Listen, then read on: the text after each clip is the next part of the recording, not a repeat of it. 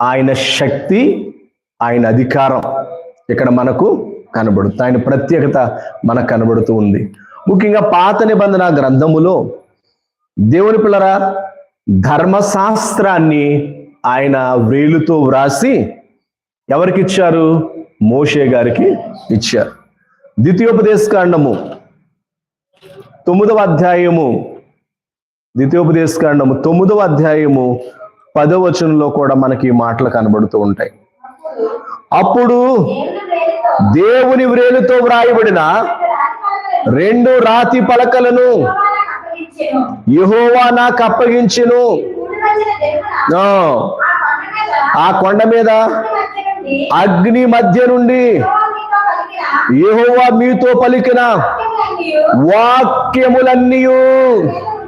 దేవునికి స్తోత్రం. ఇక్కడ చూడండి, దేవుడు చేతితో వ్రాశారు. ఆ కొండ మీద ఎక్కడుండి పలికారటండి? అగ్నిలో నుండి మీతో పలికిన ప్రతి మాటను కూడా దేవుడు వ్రాతపూర్వకములో రాసి ఇచ్చారు అని మోషే గారు సెలవిచ్చుచున్నారు. దేవుని పిల్లరా కీర్తనల గ్రంథము 8వ సంకీర్తన 3వ వచనాన్ని మనం చూస్తే 8వ సంకీర్తన 3వ వచనం, నీ చేతి పనైన ఈ ఆకాశము నీవు కలుగు చేసిన నేను చూడగా నీవు మనుష్యులు జ్ఞాపకము చేసుకొనుటకు దేవుని వ్రేలు లేక దేవుని పని, ఆకాశము సృష్టి కూడా ఆయన వ్రేలుతో చేయబడింది. కాబట్టి దేవుని పిల్లరా అగ్నిలో నుండి మాట్లాడుతూ ఉన్నాడు.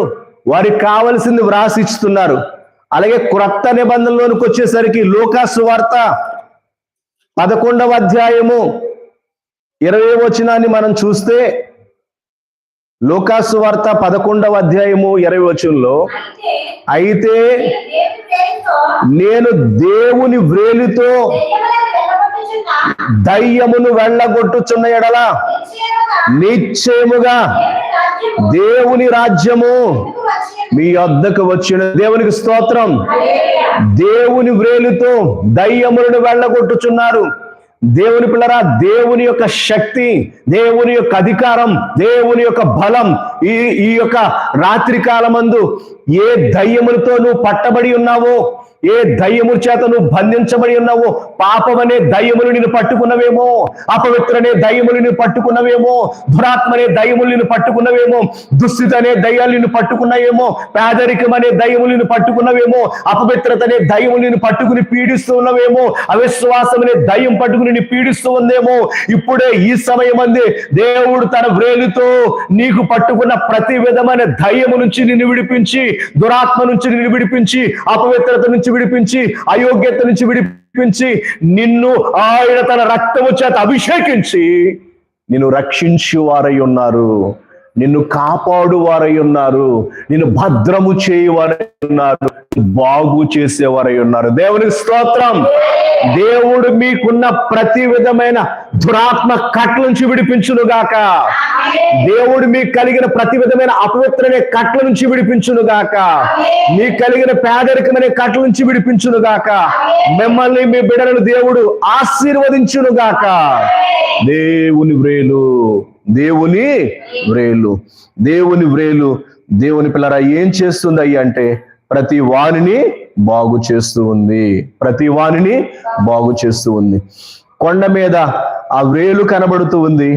ఆ వ్రేలే దేవుని పిల్లరా ప్రతి వారిని బాగు చేస్తుంది. యోహాను సువార్త 8వ అధ్యాయము 6వ వచనం మనం చదివితే,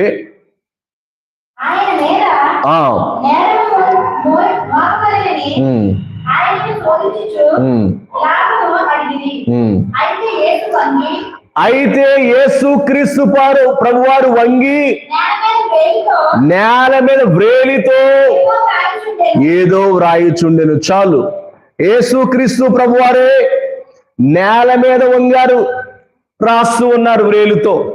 దేవుని పిల్లరా మనకు తెలుసు, పాపముతో పట్టబడినప్పుడు ఆ స్త్రీని రాళ్లతో కొట్టి చంపాలని అనేకమైన ఆలోచనలు చేస్తూ ఉంటే ప్రభు అంటున్నారు,